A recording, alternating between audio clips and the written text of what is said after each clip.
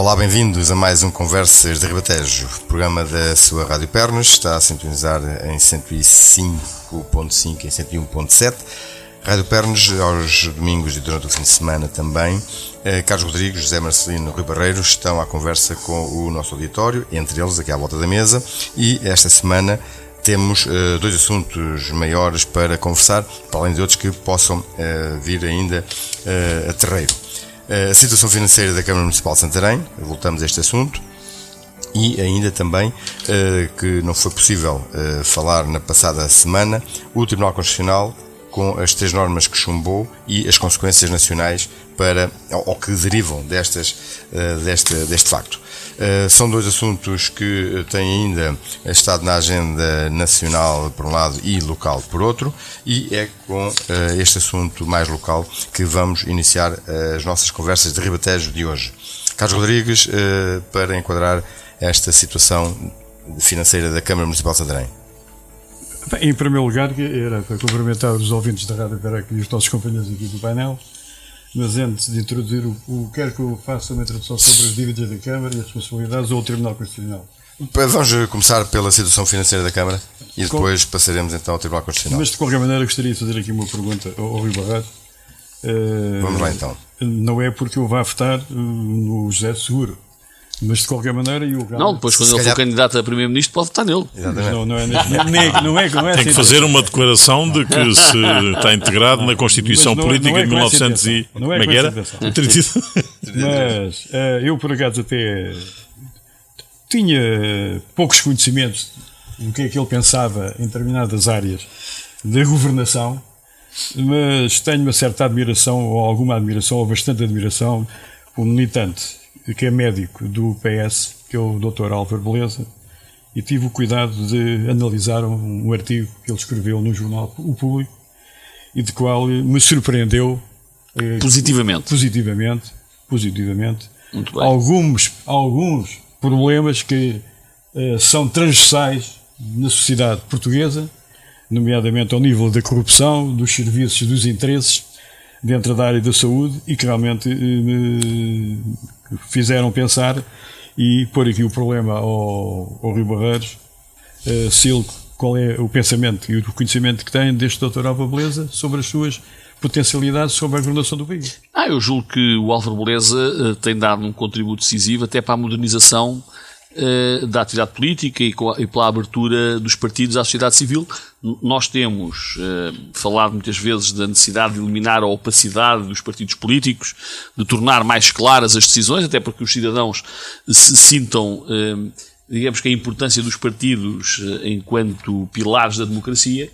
E julgo que as abstenções, que muitas vezes criticamos aqui, devem-se precisamente também a essa falta de participação dos cidadãos nas diferentes áreas e, nomeadamente, há alguma opacidade nas decisões dos partidos. A escolha, nomeadamente a escolha em primárias dos candidatos que representam os partidos políticos, acaba por ser extremamente importante. Hoje, numas eleições legislativas, os partidos acabam por apresentar um menu aos eleitores e eles não têm outra escolha senão, digamos, que escolher nesse menu que lhe é oferecido. A possibilidade de se abrir à sociedade civil julgo que é extremamente importante. Eu sou um admirador e sou amigo. O PS está agora a encetar esse... Exato, eu acho que o PS tem sido renovador em muitos aspectos e julgo que mais tarde ou mais cedo, com exceção eventualmente do PCP, que tem aquela linha mais dura de gestão, mas mais tarde ou mais cedo os outros partidos acabarão por seguir estas linhas de abertura, e julgo que o Álvaro Beleza é um bom contributo que tem dado à política nacional e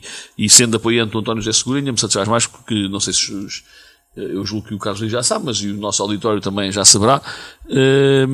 Eu sou apoiante de António José Seguro e partilho.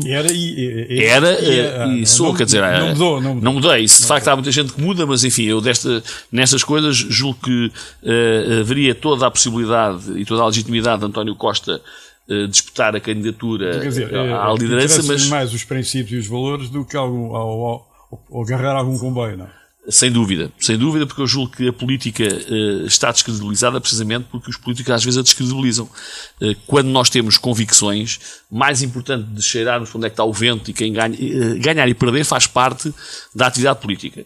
Agora, os valores são transmitidos pelas nossas atitudes, muito menos do que pelas nossas palavras.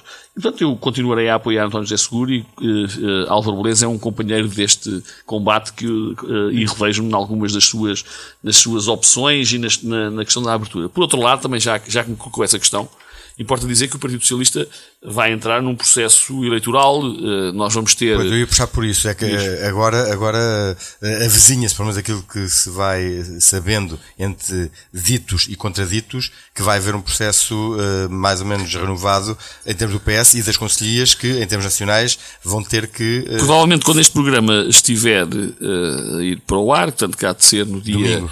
dia 15, ainda não haverá muitas novidades relativamente a esta matéria.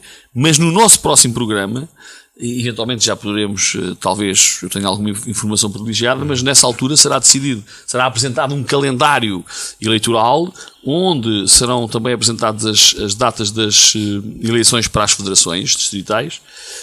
Eu estou neste momento a ponderar eventualmente candidatar-me à Federação Distrital do PS de Santarém, portanto também anuncio aqui em primeira mão na Rádio Pernas essa ponderação que estou agora, exatamente essa ponderação, não tomei nenhuma decisão ainda, tenho sido instado por alguns camaradas a fazê-lo, julgo que é uma má altura, no sentido em que vai haver algumas leituras sobre quem apoia o Costa e quem apoia o Seguro e as eleições para as federações deviam estar algo libertas. Com certeza vão refletir essa mesma guerra. E deviam estar algo libertas desta questão. Já agora deixa-me só perguntar.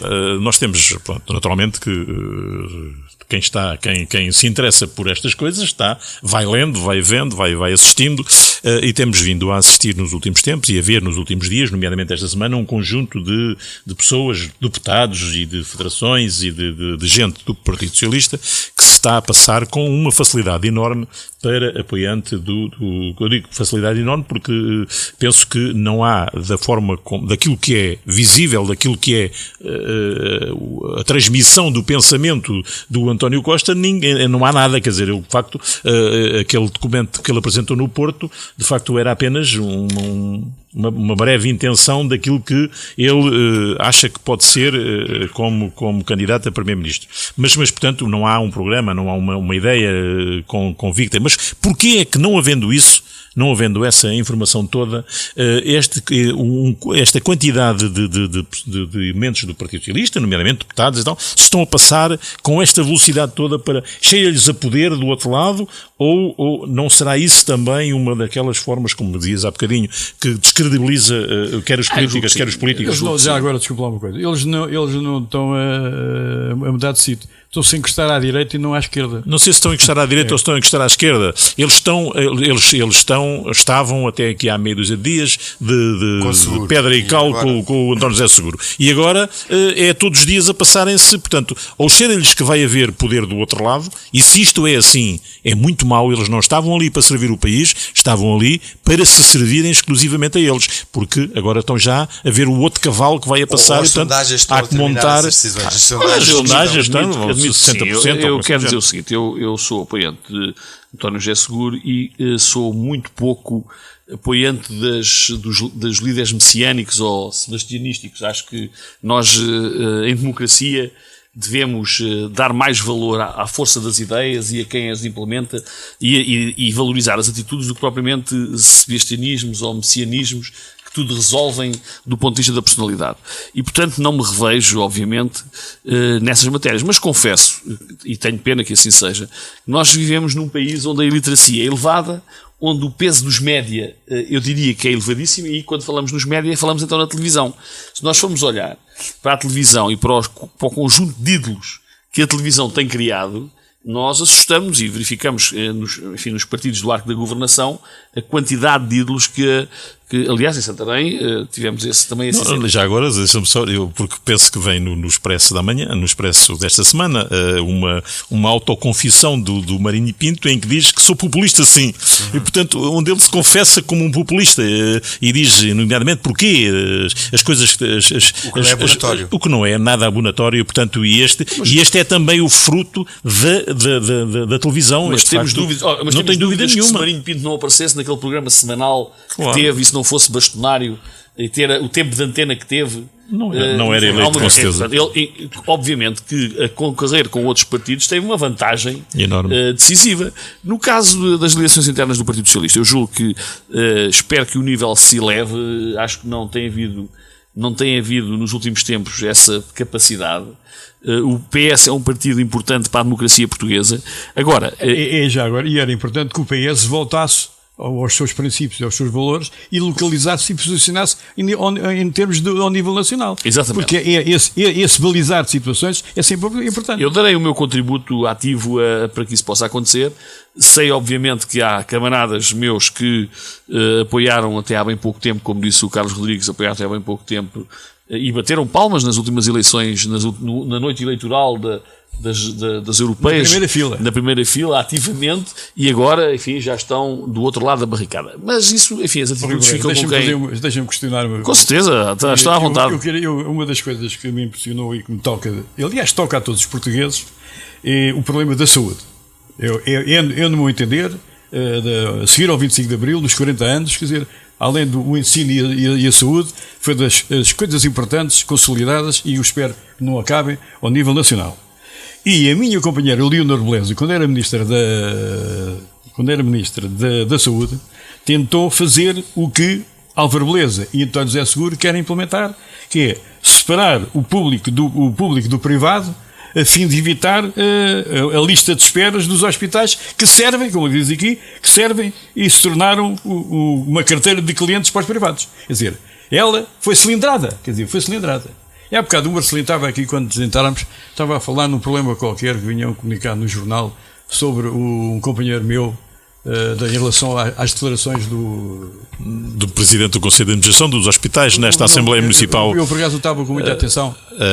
Em que o deputado Vasco Cunha se insurge contra, aliás, diz mesmo que ele teve uma atitude infeliz e desleal, o Presidente do Conselho de Administração do hospital, na Assembleia Municipal, ao ter divulgado que estava em preparação uma alteração em que englobaria os hospitais de Santarém, Abrantes, Torres Novas. Mas e, portanto, o Vasco Cunha não houve mal, não? O Vasco Cunha não sabe que isso foi uma proposta tratada e debatida pelos militantes do PSD no Congresso de outubro de 2011, nossos companheiros do partido, e que ficou aprovada por unanimidade em outubro, quando ele era presidente da Comissão Política Distrital, de qual fez um excelente trabalho.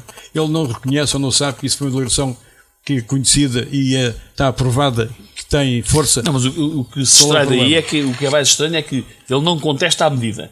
Pois. Eventualmente podia ser posta em causa.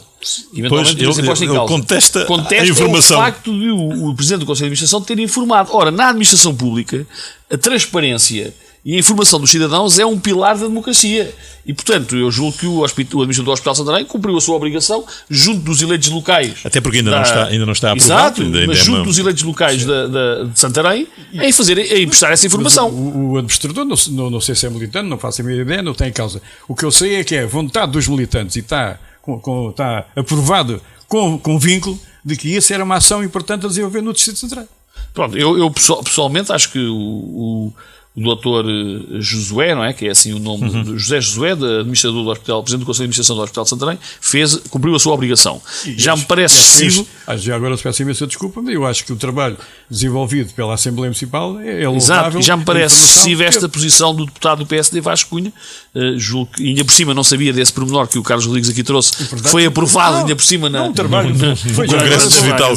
Já agora, aliás, foi o último trabalho que o Vasco Cunha fez de grande valor, de mais-valia para o Distrito de Santarém, foi terminar o seu mandato na Distrital com o Congresso, que foi um documento que apareceu, tem algumas coisas que podem ser alteradas, ou já estão desatualizadas. Eu da notícia que o Marcelino aqui trouxe, eu julgo que eu não conhecia, mas estou aqui a ler que Vasco Cunha, no entanto, considera que deve haver digamos que alguma consensualização com os principais autarcas da região. Eu julgo que isso ele tem razão. Aí tem razão. Julgo que nesse aspecto tem razão. Eu julgo que, agora, isso não deve impedir, e se calhar esta comunicação do administrador do hospital permitirá... Vai obrigar provavelmente a esse permitirá que os autarcas possam tomar posição. E portanto isso até será uma vantagem. Será uma vantagem. Provavelmente é isso é que não era de interesse. Exatamente. Pois. Porque os autarcas devem efetivamente pronunciar-se. Os autarcas são os representantes do povo localmente. Bem ou mal escolhidos, são eles que representam o povo localmente e portanto devem ser ouvidos nestas matérias. E como disse o Carlos Rodrigues, bem, a questão da saúde é uma questão essencial, fundamental. Enfim, enquanto utente do Serviço Nacional de Saúde, julgo que as coisas não têm melhorado. Globalmente não tem melhorado. Eu estou a falar globalmente aqui no distrito e portanto as pessoas que o ouvindo não têm melhorado, e a saúde foi uma das grandes conquistas de Abril. Se não a maior. Exatamente, a maior. Além da liberdade. Pronto, exato, mas do ponto de vista daquilo que é a qualidade de vida dos cidadãos, a melhoria, teve um aspecto decisivo e portanto parece-me importante. Para encerrarmos aqui o dossiê do Partido Socialista, eu diria que em democracia é legítimo que sejam contestados os líderes, mas também em democracia é legítimo que seja respeitada a Constituição.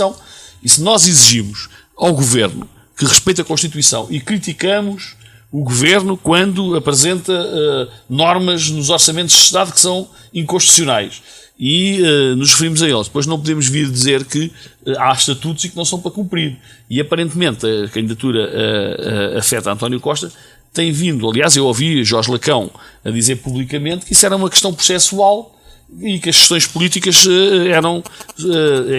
sobrepunham-se às questões processuais. Ora, como é que legitimidade tem um partido para reclamar do Governo no cumprimento da Constituição, que é, digamos que a lei mais sagrada que o país tem, e depois, na prática corrente, em sua casa, não quer cumprir os estatutos que foram aprovados por uma larga maioria. Que não fosse uma larga maioria. Exatamente, mas foram aprovados por uma larga maioria de socialistas. Se calhar o Jorge Lacão, não sei, até votou favoravelmente e até participou na elaboração destas normas estatutárias, e agora vem dizer que isto agora os estatutos, enfim, vamos arrumá-los numa gaveta porque o que interessa é mudar de líder, porque isso é que é importante.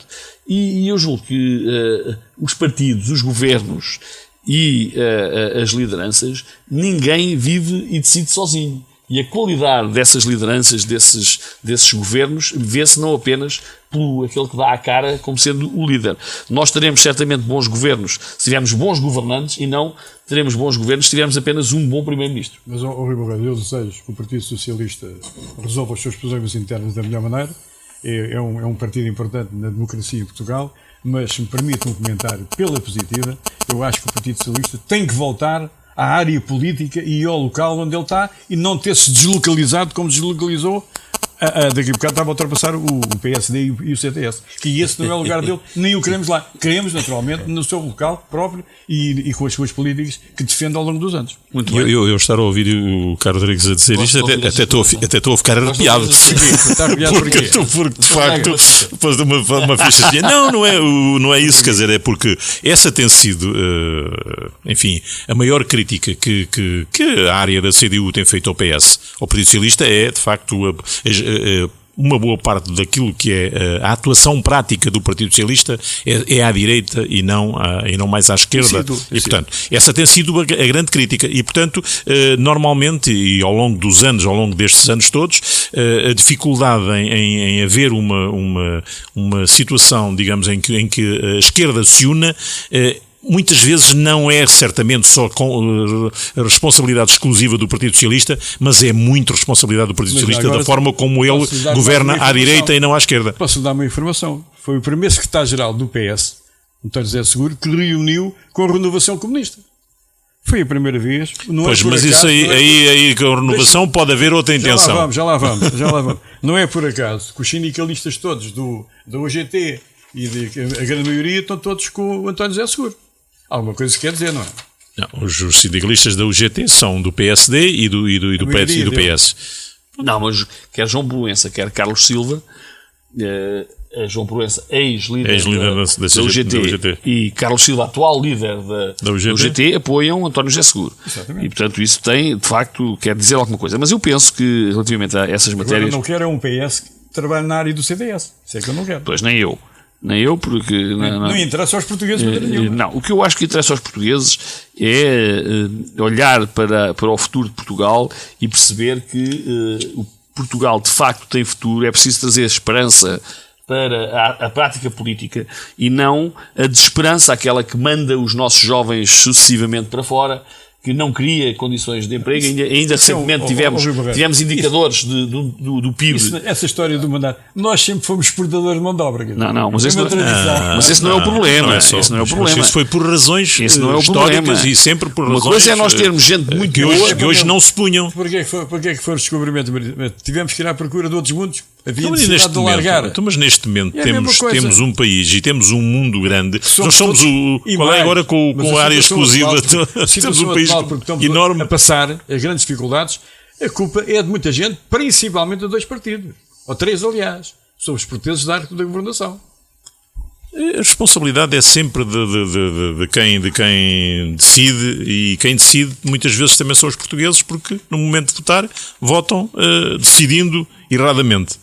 Mas isso, o que é facto é que também temos, e nós temos o exemplo deste último governo, as pessoas foram, quem recordar, quem tiver um bocadinho de memória e ouvir aquilo que foi dito na campanha eleitoral para há 3 anos, não há uma única medida que fosse aplicada e tudo aquilo que se disse que não era aplicado foi aquilo que foi aplicado.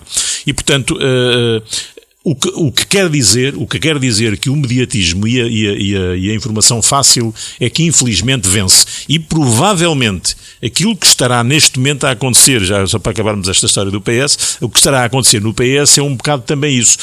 Aquilo que para muitos militantes do Partido Socialista e para muitos, enfim, dirigentes até do Partido Socialista que eventualmente estão a mudar-se, ou pelo menos ou que estão a ver a possibilidade do António Costa ganhar, não estão mais do que à procura do mediatismo daquela pessoa, independentemente de ele ir depois fazer o mesmo que fez o Passos Coelho. Disse que fazia e não fez nada daquilo que disse que fazia. Não podemos fazer juízo de valor. Não sei se da personalidade do não estou a fazer juízo de valor, mas é a imagem que neste momento, a imagem mediática que neste momento um tem e o outro não tem. Eu estou à vontade, não sou apoiante de nenhum e portanto estou à vontade. Nem vou naturalmente votar, embora parece que se possa votar depois, mas não vou votar, não faz sentido, não faria sentido nenhum. Eu só fico desta conversa toda, acho que as coisas têm que ser clarificadas e acho que isso vai acontecer. Desejo, naturalmente, pela amizade que tenho o Rui Barreiros, que o Rui Barreiros seja uma mais-valia para a nossa região nas futuras e que muito obrigado. Fico sensibilizado. Gostava também que o país melhorasse. Mas de qualquer maneira, somos 3. Mas de qualquer maneira, e como vamos falar da situação financeira do município, eu recordo aqui que é importante voltar a falar, mas com uma finalidade e com o objetivo de alertar a população e envolver a população neste problema que não é só meu, nem do Rui Barreiros, nem da Câmara. É de todos, quer dizer, no sentido de as pessoas, cada um no seu local, tentar ter conhecimento e envolver-se nesse processo para resolvermos o problema. Porque eu peguei aqui, quando peguei numa proposta que fiz em 1987, quando era vereador da Câmara de Santarém, e a primeira coisa que eu fiz foi, ponto 1, saneamento financeiro da Câmara de Santarém. Ponto 2, transferência de verbas para os serviços municipalizados, pagamento de fornecedores. Quer dizer, foi logo isto em 1987. E agora, em 2013, quer dizer, o problema são rigorosamente os mesmos. Na altura havia excesso pessoal, já. E o orçamento da Câmara eram 700 mil contos. Agora, só em 2013, no relatório de contas, na página 72, o passivo da autarquia atingiu o valor de 128 milhões de euros. Aliás, o Marcelino tem as contas consolidadas, fala em em cerca de 100 milhões de euros. Quer dizer, há aqui uma diferença de pouca, mas isso também é fácil lá chegarmos. Agora, a dívida é 100 milhões consolidada? Sim, a dívida consolidada, é bom que também expliquemos o que é. Quer dizer, porque havia informação que sim, havia informação que não, e agora... A dívida consolidada tem a ver com a Câmara e os serviços, portanto, e as empresas municipais que são, portanto, da responsabilidade da Câmara, quer a Águas de Santarém, quer a Viver Santarém. E, portanto, o que esse documento, portanto, diz é que a dívida consolidada, neste caso, em termos de de curto prazo ficou em 27 milhões e meio em 31 de dezembro e em médio e longo prazo em 73 milhões e 200 mil, cerca disso. Portanto, o que dá os 100 milhões de euros de dívida mas consolidada. No livro das contas de 2013, sim, é verdade. O passivo atingiu 128 milhões. Certo. Bom, mas o passivo atinge, porque depois faz parte do passivo também as provisões e, portanto, isso naturalmente é passivo. Mas a dívida, quando estamos a falar na dívida em termos daquilo que temos que pagar, está garantido. O que temos que pagar a fornecedores e à banca são estes 100 milhões de euros. O outro, portanto, logo se vê. O outro tem a ver com a contabilização dos elementos e, portanto, que os processos nos tribunais. Esses não estão cá. Esses não estão cá. Não? Aliás, houve até uma transferência, porque as provisões em 2012 eram 18 milhões e meio e em 31 de dezembro passaram a 11 milhões 967.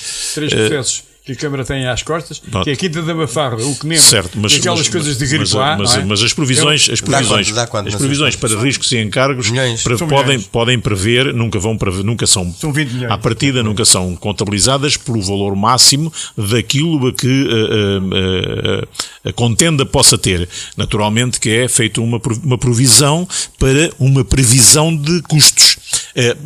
Nesses valores, a Câmara pode até prever que não tenha nenhum prejuízo, que se não perca, e portanto não vai constituir provisões. Não pode não constituir. Deveria constituir no mínimo um valor percentual do valor das ações. Exato. Não fez, aliás, houve até uma recuperação das provisões entre 2013 e 2012 de menos cerca de 7 milhões de euros. O que quer dizer que a Câmara em 2012 previa um valor a pagar e em 2011 já não. E, portanto, mas isto pode ser sempre alterável e é, certamente, até porque apareceram agora 1.800.000 que, pelos vistos, não estava lá. Até elas eram secretas, ninguém sabia que elas existiam e, portanto, e as outras que há. A da Mafarra, enfim, essa é uma situação também complicada e não só. Qual foi a terceira? Era aqui de Mafarra, essa do 1.800.000 e o CNEMA. E o CNEMA também. Entre outras. Mas entre outras. Os processos que estão contra a Câmara são dezenas de processos. Sim, mas há de haver certamente um conjunto grande de processos que estavam em tribunal e que vão sair agora e que saem agora por via do pagamento do PAEL. Portanto, porque os fornecedores, naturalmente, ao fim de 2 anos ou 3 anos sem receber, intentam ações contra a Câmara para receber. E, portanto, agora, ao receberem, não faz sentido que não retirem as... Agora, os grandes processos e os processos complicados, como é esse da Quinta da Mafarra, o CNEMA e agora destas obras secretas, e provavelmente outras, essas com certeza manter-se-ão. E o parque de estacionamento e as obras do parque. Essa não é uma dívida, porque, quer dizer, essa é outra situação, não é? Quer dizer, essa não é uma dívida porque a Câmara não contraiu nenhuma dívida. A Câmara, quem contraiu uma dívida perante essa empresa foram os munícipes do Concelho de Santarém, porque vão ter que pagar durante 20 anos no solo e 50 anos no subsolo o estacionamento da cidade. O problema é o seguinte: chegámos aqui aos valores, aliás, os valores estão consolidados aí. Ao passivo que está no relatório de contas. E agora vou-lhe recordar duas coisas. Vou-lhe recordar que no tempo, quando o Rui Barreiros tomou posse como Presidente da Câmara, ele fez uma declaração que a situação económica e financeira do município era dramática. Certo. E falámos ali em 8 milhões e 9 milhões de contos, ele sabe isso melhor do que nós, mas já ele anunciou quando tomou posse que a situação da Câmara Municipal de Santarém era dramática. Pronto. Se ele considerava... Aliás, utilizou mesmo a frase que se fosse uma empresa estava tecnicamente falida. Tal e qual. Pronto. Foi em 2 do Rui Barreiros, tomou posse, em Salveiro, em 2002. Pronto. Janeiro de 2002. Agora, o Marcelino traz aqui estes números que é do orçamento das contas consolidadas. Está aqui o relatório de contas. E eu agora pego, aliás, já falámos aqui uma vez, se não me engano, que a apreciação técnica dos documentos previsionais para 2014 pela Direção-Geral das Autarquias Locais diz o seguinte, reza o seguinte, que as receitas previstas para o ano 2014 nunca mais são atingidas. É logo, e dá logo uma desorçamentação brutal disto tudo. Diz que as despesas com o pessoal vão aumentar, não as que lá estão referidas, para 2014, elas são muito maiores. E, além disso, os juros e os que têm que ser pagos pelas responsabilidades do PL não são suficientemente os valores para assegurar isto. Se temos essa situação, se temos as receitas a cair e ainda mais estes elementos que deviam ter sido retificados imediatamente ou ao longo deste ano e ainda não fizeram nada, como é que vai ser o final de 2014? É este drama. Mas depois chega à conclusão que, quando leio o relatório, e diz assim o relatório, o passivo é 128 milhões, mas estamos muito satisfeitos porque damos cumprimento àquelas coisas que se chama a lei que obriga a lei dos compromissos. Quer dizer, não aumentaram a despesa. Deixa lá os homens serem felizes com alguma coisa. Pá. Agora, o problema... Eu sei que esta situação, isto é de infelicidade diária. Deixa-me só terminar. Eu deixo. Como é que é possível que os autarcas de Santarém digam assim, estamos muito felizes porque demos cumprimento à lei. Então, isto é que é ser autarca? O que é ser autarca é ter visão e estratégia e políticas para ultrapassar tudo isto. Aliás, e elas não existem. Se me permite, eu já agora, quando foi da apresentação do orçamento, tive a oportunidade de falar de dizer, não publicamente, mas particularmente, que não concordava com a forma como estava a ser feito o orçamento. Não fazia sentido, porque o orçamento foi feito ainda antes de se receber o dinheiro do PAEL e do saneamento financeiro.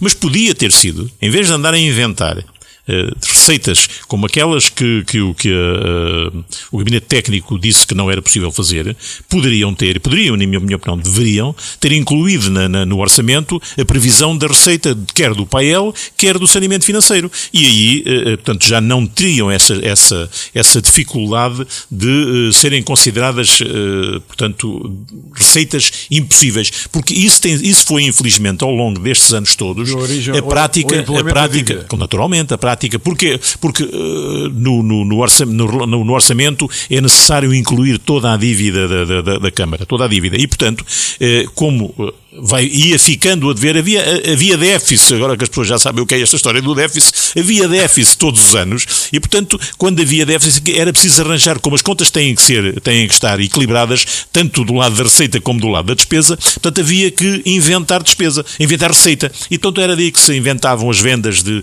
terrenos e que era o mais normal, era a venda de terrenos. Como foram agora também, aliás, no orçamento para 2014, vendia-se a Escola Prática de Cavalaria, os terrenos da Escola Prática de Cavalaria por não sei quantos milhões. E agora parte das receitas estão a ver que tem a ver com isso também. Claro, mas é evidente que esta forma de fazer não poderia ter tido desse gabinete técnico uma aprovação, digamos que, porque ela de facto não tinha nenhum sentido. Agora, o grande drama da Câmara e o grande drama de Santarém, neste caso, é que na minha opinião, e se estiver errado, também quando se modificar essa posição, eu não tenho nenhum problema em bater as palmas e dizer que infelizmente estava errado, ou felizmente que estava errado. Não custa nada dar a mão.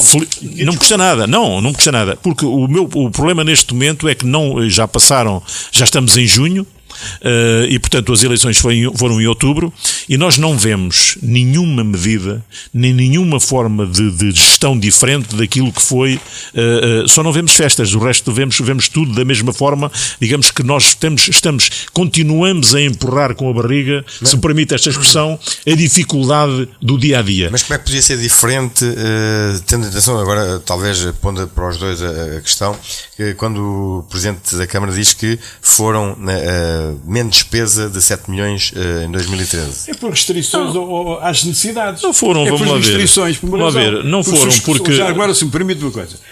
Se eu todas as quintas-feiras vou almoçar com os colegas meus e a primeira coisa que eles dizem diz lá ao Sr. Presidente da Câmara para ele lavar os contentores. Quer dizer, e há menos despesa porque gastaram menos produtos nas ervas e menos dinheiro nas necessidades primárias. E era preciso fazer outras coisas que É preciso estruturar as coisas. Já agora houve efetivamente alguma contenção naquilo que é os fornecimentos e serviços externos. Em 2012, o custo com esta rúbrica foram 11.821.000 euros e em 2013 foram 10.014.000 euros. Portanto, houve aqui uma contenção de 1.800.000 euros. E em que portanto, área, concretamente? Não, fornecimentos e serviços externos abrange toda a aquisição de produtos e serviços. Menos detergente para os contentores. Também os detergentes para os contentores, também o gasóleo, também serviço, também limpeza, mais o pessoal parado lá na Câmara, sem fazer nada. Não, isso não faz parte dos fornecimentos e serviços externos. O que custa este 1 milhão é efetivamente aquilo que foi menos. Mas depois isto ficou logo ultrapassado porque os custos com o pessoal, por exemplo, em 2012 foram 16 milhões e em 2013 foram 18 milhões. Portanto, houve aqui. Mas baixou houve um aumento, portanto, penso que este valor, eu não tenho aqui os dados exatamente certos, mas tem a ver com o subsídio de férias e o subsídio de Natal não recebido em 2012 e já pago em 2013. E também com os encargos. Pronto, sim, mas este valor é também com encargos. Portanto, só que isto a continuar assim e, portanto, os custos com o serviço de dívida já vai em cerca de 4 milhões de euros. Desculpa, aumenta-se, naturalmente, por obrigatoriedade da lei, tem que se aumentar o pessoal e as responsabilidades. Não houve aumento. Não é comprar menos detergente para limpar os contentores que resolve o problema. Não é. Com certeza que não é. Por isso é que eu disse que não há infelizmente, neste período medidas, todo, nenhuma medida. O que é que devia ser no seu entender? Enfim, para não dizer que só dizemos eu já disse podia isso. Haver uma outra alternativa que se pudesse. Eu penso que o conjunto de muitas pequenas coisas é que fazem os grandes volumes. E, portanto, nós neste momento temos os serviços da Câmara dispersos por uma quantidade enorme de locais. E, portanto, que implicam eletricidade, água, outros consumíveis, segurança, e, portanto, um conjunto de despesas que, de facto, poderiam e deveriam ser corrigidas neste momento. E, portanto, toda a gente, incluindo os funcionários da Câmara, deveriam fazer um esforço neste momento aflitivo para tentar resolver esta situação. E também pode começar por aqui. E depois há certamente, com certeza que eu não tenho aqui as necessidades, não podemos saber, não estamos lá dentro, não conheço as necessidades de cada quanto é que é preciso de papel higiênico e quanto é que é preciso de tóner, mas certamente que há de haver continua a haver algum desperdício que era importante. E se houver dispersão de espaços, é muito mais fácil haver desperdício. Nós assistimos, e para vos dar um exemplo, eu, enfim, como sabem, fui trabalhador na banca durante uma série de anos e nos últimos havia em cada secretária um computador e uma impressora. E depois, nos últimos anos, a banca, que até vivia bem, passou a haver uma impressora em todo o balcão e os computadores passaram a ser terminais de um outro computador. E, portanto, o conjunto de custos que se poupa, a poupança nestas coisas todas, a pequena poupança, e na Câmara, com esta dispersão e com estes 1000 e tal trabalhadores, seguramente poderá acontecer aqui uma poupança enorme. Agora, depois é também racionalizar os serviços e evitar que algumas das prestações de serviços que são mandadas fazer sejam feitas pelo próprio pessoal da Câmara. E aí também se poupa efetivamente algum valor. Agora, aquilo que o meu amigo está a dizer, ainda antes de Lautel Lisboa era Presidente da Câmara, e foi feito o primeiro projeto para o Campo Emílio de frente da Câmara, rentabilizando aquele espaço que, com a passagem do Conema lá para a Quinta das Coendas, ficou liberto. Aí estava previsto fazer-se o primeiro edifício para centralizar os serviços e ir ao encontro daquilo que o Marcelino está a referir, e bem. O Rui Barreiros, por razões de opção, na altura apareceram mais necessidades, havia um problema de mais uma biblioteca e outros assuntos, o Rui Barreiros voltou a reformular e a aprovar todo esse processo. Gastou a Câmara mais como se me permite o termo, maciço de dinheiro. Não, por acaso não, mas não interessa, não interessa. Agora, de qualquer maneira, agora, neste momento, onde é que vai colocar os serviços e onde é que está o dinheiro para resolver o problema. A situação de dia para dia agudiza-se. Não há dúvidas nenhumas que subscrevo totalmente isso, e é uma necessidade já reconhecida há vários anos, só que não é concretizada. E com a compra da Escola Prática de Cavalaria, quando for oportuno, que eu tenho estado aqui a mais limitada fica a situação.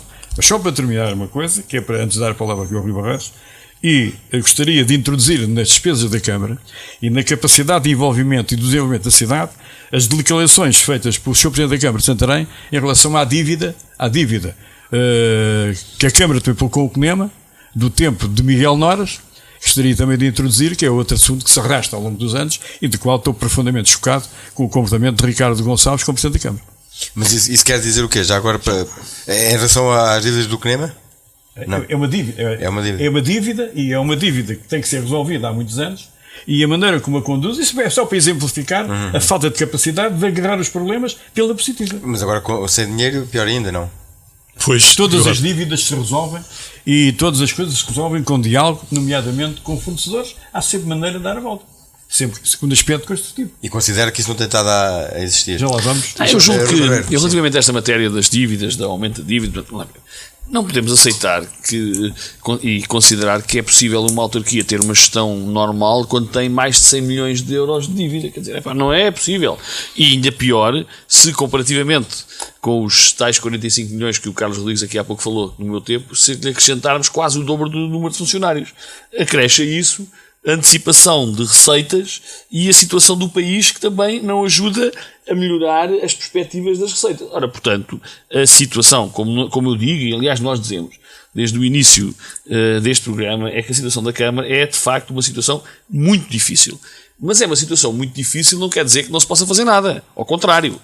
Uma situação difícil exige medidas enérgicas, concertadas, e devia fazer com que todos os eleitos na Câmara se concertassem no sentido de ajudarem a resolver este problema. E eu julgo que, para além da culpa clara que tem, obviamente, quem gera a Câmara e o PSD em particular, os outros eleitos que lá estão, e nomeadamente o PS, que tem 4 eleitos tantos como o PSD, também devia fazer mais no sentido de ajudar a melhorar a prestação municipal. Porque, vamos lá ver, quem está a perder são os municípios.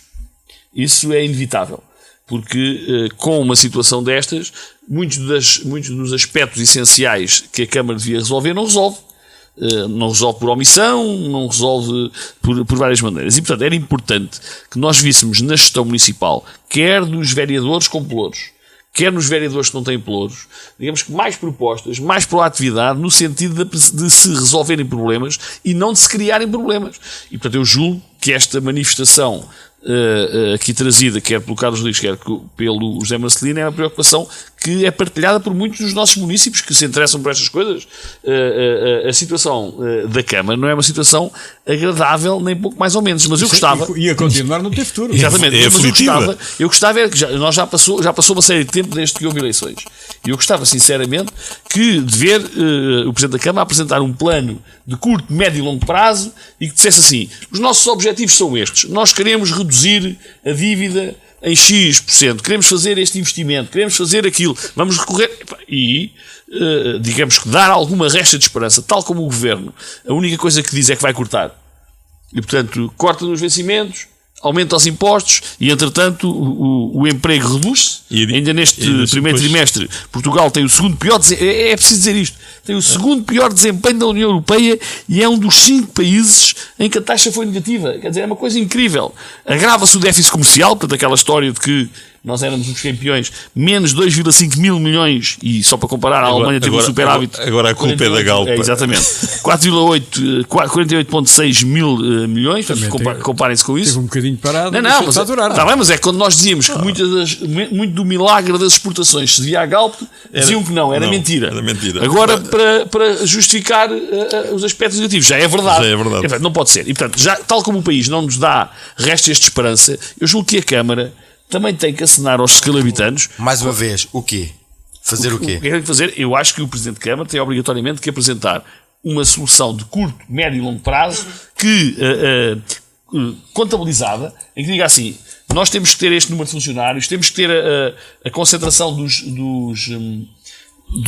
serviços, temos que reduzir custos nos custos diretos e imediatos, nos transportes, nos consumíveis, nas chamadas gorduras, mas também noutros aspectos. E as necessidades atuais são diferentes há 5 anos. Ora aí está.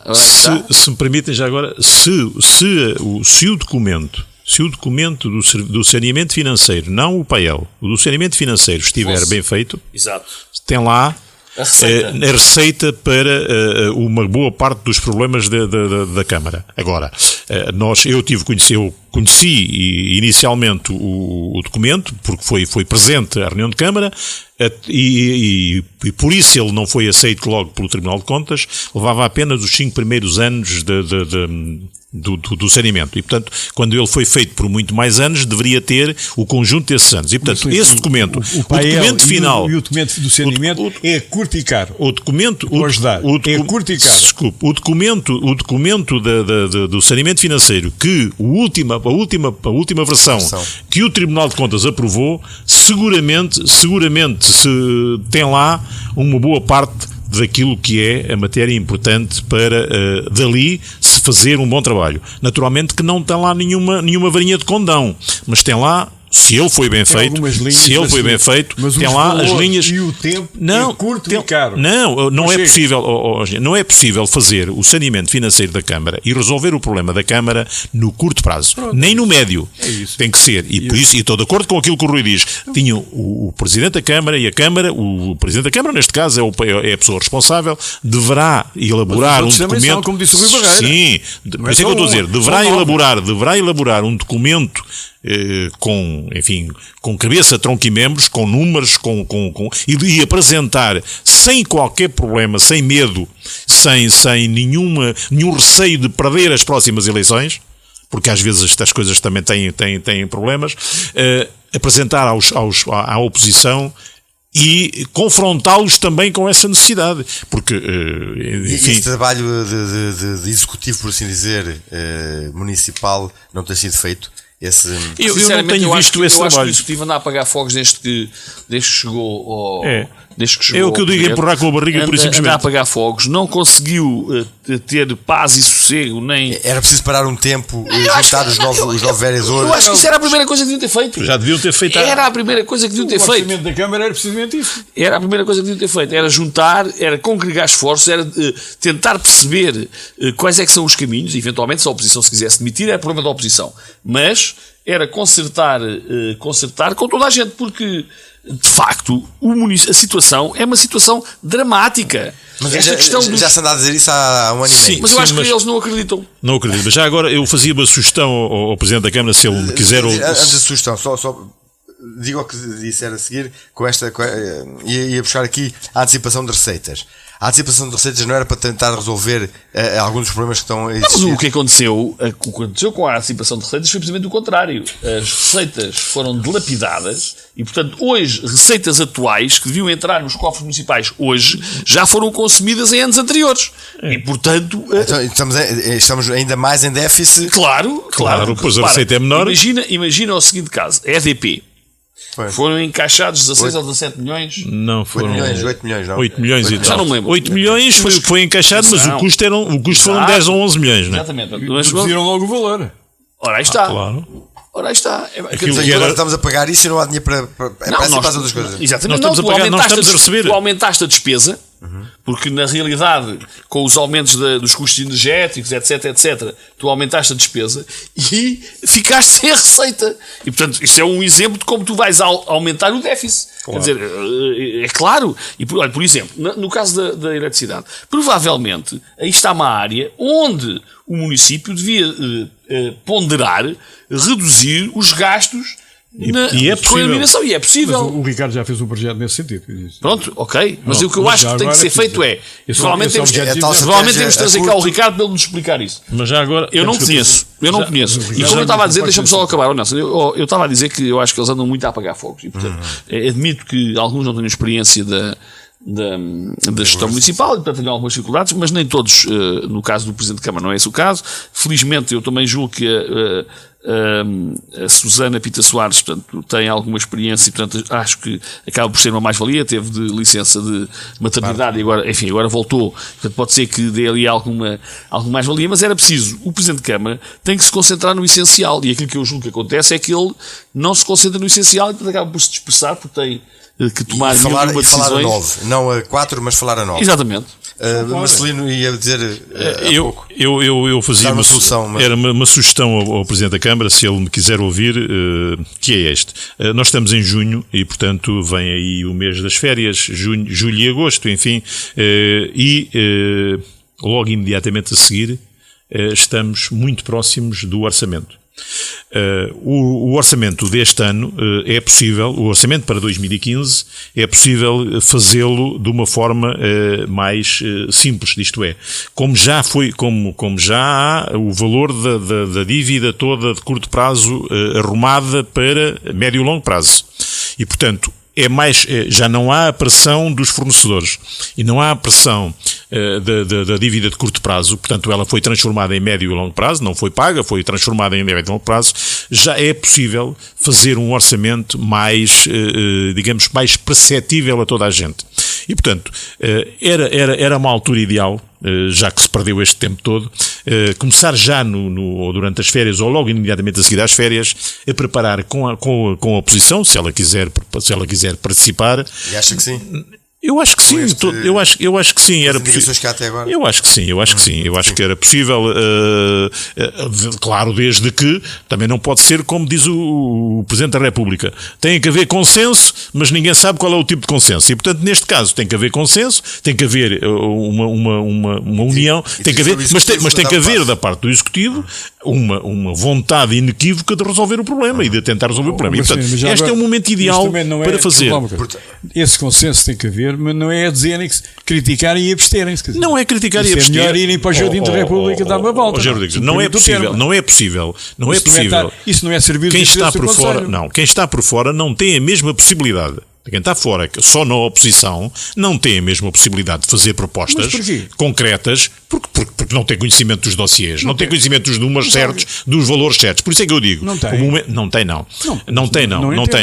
tem. Só se para lá for perder 2 ou 3 meses a ver os documentos todos. E, portanto, por isso é que eu digo, o momento ideal para tentar resolver, para tentar começar a resolver, a fazer com que se possa fazer um plano a médio e longo prazo para resolver o difícil problema que é, como dizia o Rui há bocadinho, quem tem 100 milhões de euros de dívida, como tem a Câmara de Santarém, é difícil fazer qualquer coisa porque até nem tem cabeça para outra coisa senão a pensar naquilo. E, portanto, é o momento ideal. Agora não se pode fazer o orçamento, não se pode começar a fazer o orçamento em outubro para levar a correr à última reunião de Câmara de novembro e, portanto, para cumprir as metas. E, portanto, tem que ser feito com antecedência e com a participação. Eu tenho a noção de que se o Presidente da Câmara chamar a oposição e fizer um trabalho e apresentar um trabalho, naturalmente não é um trabalho final, um projeto para que dali saia um trabalho final para resolver o problema do Conselho, ou antes, para programar a resolução do problema do Conselho de Santarém. Mas corre o risco de cada partido dos 3 ter uma estratégia diferente para esse tipo de solução? Olha, podem ter estratégias diferentes, mas aqui o problema não interessa a estratégia. O meio é o mesmo. Exato, interessa é que, do ponto de vista objetivo, repara, ganhe quem ganhar as próximas eleições autárquicas. Ganhe quem ganhar. Sim. Só tem a ganhar, seja qual for. Porque se ganhar, leva esta dívida também. Exatamente, só tem a ganhar com o abaixamento do nível problemático. Acresce a isso que nós vamos entrar numa fase do quadro. Esse é que é o maior problema. É que a incapacidade. Quadro comunitário. Exato, é que a incapacidade da Câmara ou se resolve. Inviabiliza. Ou então Santarém continuará a definhar. E isso não pode ser, quer dizer, nós já estamos. Não pode acontecer, quer dizer, é inadmissível. Nós temos vários problemas que temos que resolver e tem que haver capacidade. A Câmara é fundamental. Tem que haver capacidade. Não é uma estruturação de remendo, como é aquela coisa de dar a volta ao texto. Tem que haver capacidade de dar a volta ao texto. Aquela reestruturação que está em cima da mesa, ou que foi aprovada na Assembleia Municipal do Viver Santarém, não é nada. Não é nada, porque o que reflete é despede 30 indivíduos e passa as despesas para cima da Câmara. nomeadamente a cultura e o Festival da Gastronomia, as despesas é para cima da Câmara. A gastronomia fica com a empresa. E além disso, Nelson, é preciso dizer o seguinte: esta Câmara não tem maioria absoluta e, portanto, tem que aprender. Depois, Tem que haver humildade democrática para perceber que, não tendo maioria, tem que governar. E uma coisa é eu ter possibilidade de decidir, mas quero ouvir as outras pessoas. E aí já é, digamos que essa possibilidade que eu dou. Agora, outra coisa é, eu obrigatoriamente, se quer que haja boas decisões, tenho que ter um exercício de partilha e de pedir opinião. E digamos que esse exercício, aparentemente, também não tem sido feito. Não estou a dizer que a oposição tem feito tudo bem, antes pelo contrário. Acho que até é capaz de fazer bem. Exatamente. Também não estamos a dizer isso. Agora, o que é certo é que tem que haver claramente essa oportunidade para que todos nós, que somos interessados nesta matéria e os outros munícipes, possamos perceber, afinal, quem é que está a pensar no futuro do nosso Conselho. Porque, enfim, as pessoas passam, as instituições ficam e quem vive nesta terra gostava de haver melhor. E é esse o nosso objetivo. Exclusivamente esse. Sim, estamos muito adiantados. Para variar. Pois. Não sei se os 5 minutos finais que temos esgotaríamos ainda com este assunto, ou se 5 minutos, 1 minuto cada um para... Eu julgo que 1 minuto a cada um para terminarmos e, portanto, relativamente à decisão do Tribunal Constitucional e à reação relativamente a essa matéria, eu julgo que o Tribunal Constitucional tem dado uma ajuda enorme à economia portuguesa com as decisões que tem tomado. E porquê? Porque tem evitado que o rendimento das famílias baixe ainda mais. Porque as decisões do Tribunal Constitucional, apesar de eu não concordar com algumas delas, e acho que em alguns casos até peca por defeito, mas o que tem conseguido é evitar reduzir o rendimento disponível das famílias. O que é mais diferente agora nesta situação é as consequências que esse junto teve. Mas eu acho que isso é um mau argumento. Porque os 2 mil milhões era previsível. Esta decisão do Tribunal Constitucional, à luz das anteriores decisões, era mais do que previsível. E, portanto, aquilo que o Governo quis fazer foi, de facto, confrontar. E quando a gente diz que a Câmara não apresenta soluções, então o Governo não devia ter o plano B e o plano C mais do que preparado face àquilo que têm sido as decisões anteriores do Tribunal Constitucional. Ao não fazê-lo, está a deixar, digamos que em maus lençóis, e está a governar mal. Eu diria que esta saída limpa está cada vez mais suja. Mas para terminar o meu tempo de antena, queria só chamar a atenção de 2 aspectos. Hoje, nesta altura em que o programa está aí para o ar, estamos a encerrar a Feira Nacional de Agricultura, a Feira do Ribatejo. E é preciso elogiar e dizer que esta feira foi talvez das melhores feiras dos últimos anos, e portanto dar os parabéns à organização e desejar que esta seja apenas um momento de viragem e que garanta que os futuros eventos tenham essa qualidade. E temos um evento que, com um impacto na economia local fortíssimo e sem a Câmara se envolver, digamos, diretamente na despesa. Por último, e a nota de rodapé, dar os parabéns também ao Nersan por ter apoiado a iniciativa do 2º Cruzeiro Religioso do Tejo e inseri-lo naquele programa que tem de Viver o Tejo. O Tejo é decisivo para o Ribatejo, digamos assim, é decisivo, e é importante que haja organizações e instituições do nosso distrito que se preocupem em chamar a atenção, e portanto aqui fica as minhas felicitações aos organizadores desse Cruzeiro do Tejo e em especial o Nersan. Eu queria subscrever as palavras do Rui Bavé sobre a Feira Nacional de Agricultura e comentar que na última semana um jornal daqui da nossa região faz um destaque em de primeira página que a feira é a maior feira de sempre. E realmente, pelo número de expositores, pelo número de visitantes, a feira tem tido esse objetivo e os negócios a desenvolverem-se.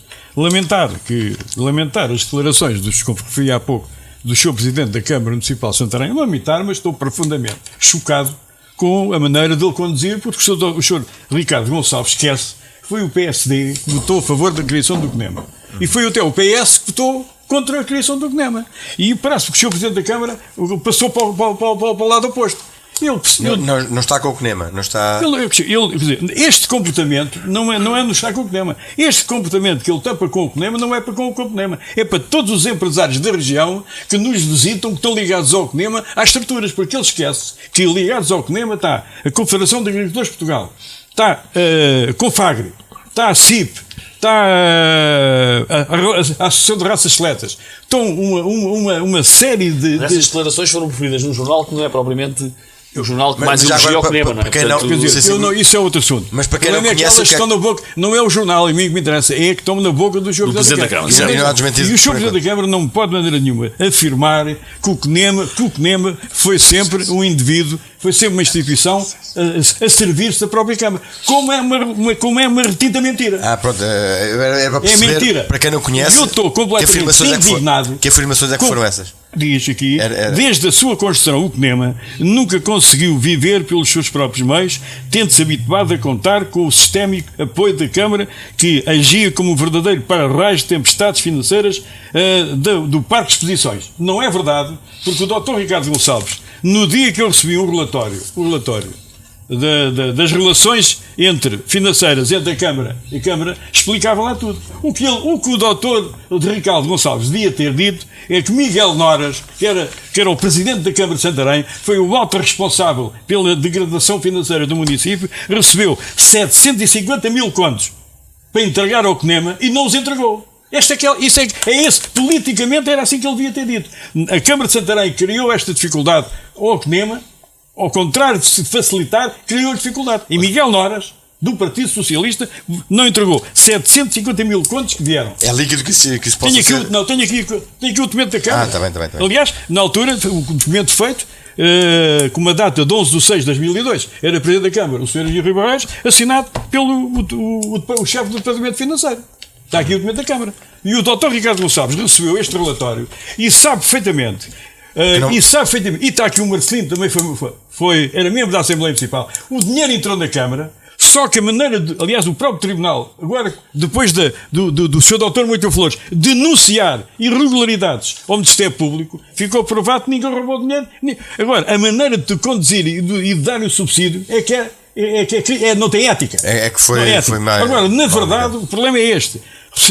Vieram 750 mil contos para entregar ao CNEMA, que depois não foram entregues, criou dificuldades tremendas. Ainda este dinheiro que está em dívida é parte desses valores. Mas segundo disse aqui Luís Mira a semana passada, e já o ano passado também, o CNEMA conseguiu equilibrar a despesa corrente. A despesa, o orçamento corrente. Neste momento algum passivo que teve que fazer, foi um empréstimo, como disse o engenheiro Luís Mira, no sentido de fazer face aos encargos financeiros com as finanças. Exato. Porque dado que alienaram o património e naturalmente tiveram que pagar mais-valias, não estavam preparados para essas mais-valias, fizeram um empréstimo. E neste momento o que está em passivo no CNEMA é a situação. É só isso. Ora, naturalmente, a Câmara de Santarém não pode ser um parceiro que cria dificuldades aos interesses locais. A Câmara tem quase 20% do capital. E a Câmara o que tinha que fazer era criar condições no sentido de resolver o problema. Eu não estou a pôr em dúvida que o Dr. Ricardo Gonçalves, como Presidente, não queira pagar o que lhe exigem. Que quer o valor correto e certo, eu subscrevo. Agora, a maneira das declarações que ele faz, no momento da nossa festa, do nosso grande sucesso, como diz o Rui Barreiro, são milhares de visitantes, são os negócios que se desenvolvem em Santarém. Vem aqui toda a gente, todos os empresários de Santarém. Veio o Presidente da Câmara dizer no jornal que o CNEMA é um servidor de dinheiro, quando é uma verdadeira e rotunda mentira. Zé Marcelino, um minuto para acabar, pode ser? Um minuto para acabar. Eu gostava de também falar do CNEMA, mas já agora não. É uma questão que tem. E portanto é necessário aprofundar outro tipo de informação que não assim só num minuto. E portanto gostaria só de dizer e sobre o chumbo do Tribunal Constitucional, de facto o chumbo do Tribunal Constitucional penso que era por demais evidente. O que aconteceu é que o Governo, e como diz o Rui, fez com que o Tribunal Constitucional chumbasse uma série de medidas para se autodesculpar. Mas também o Tribunal Constitucional, e isso não se ouve dizer em lado nenhum, aprovou algumas medidas que também tinham sido consideradas na informação, no pedido de inconstitucionalidade pelos partidos políticos e nomeadamente, uma que não considerou a suspensão dos suplementos complementares das empresas das empresas públicas com prejuízo nos últimos 3 anos. E tem a ver muito com os não vale a pena, também tem que acrescentar que o Tribunal Constitucional impediu a continuação de arrecadar receitas sobre os vencimentos, até nomeadamente os mais baixos, mas não devolveu o dinheiro às pessoas. Sim. Entregou o dinheiro ao infrator. Exatamente. Entregou o dinheiro ao infrator até o mês de junho. Também não se importa dizer que o início foi em 2011, foi com o engenheiro Sócrates, começou a descontar aos funcionários públicos. Sim, exatamente. E agora voltaram, já voltaram hoje outra vez. Também terá que dizer, se não se importa, faz favor, que é para a gente arrumar o assunto desta maneira, que o governo iria repor esses dinheiros a partir do ano de 2015. Isso só depois de eu ver. Isso só depois de eu ver, porque aquilo que o governo diz, 99,9% têm sido mentiras. E portanto eu não acredito nisso. Agora, o que eu acredito é que não é possível aquilo que aconteceu, nomeadamente, e um dos chumbos, o governo ter imposto que ia retirar aos subsídios de doença e aos subsídios de desemprego, ao subsídio de doença, 5% e 6%. Então, estes subsídios já são reduzidos em relação àquilo que as pessoas recebiam, nomeadamente o subsídio de doença. E depois ainda lhe vão roubar mais 5 ou 6%. E, portanto, isto eram medidas, naturalmente, que o Tribunal Constitucional iria chumbar. E foram tentativas de se autodesculparem. Porque, efetivamente, aquilo que nós temos é um governo que tem muito pouca capacidade de gerir o país que nós temos. E, portanto, da forma, um bocado como a Câmara de Santarém, não se criam medidas para resolver o problema. O que se cria é da despesa corta. Mas nós podemos voltar a esta questão, uma vez que já ultrapassamos o tempo. E, portanto, ficaremos com esta conversa animada, bastante animada durante o programa de hoje, em suspenso para o próximo programa e daqui até uma semana. Até lá.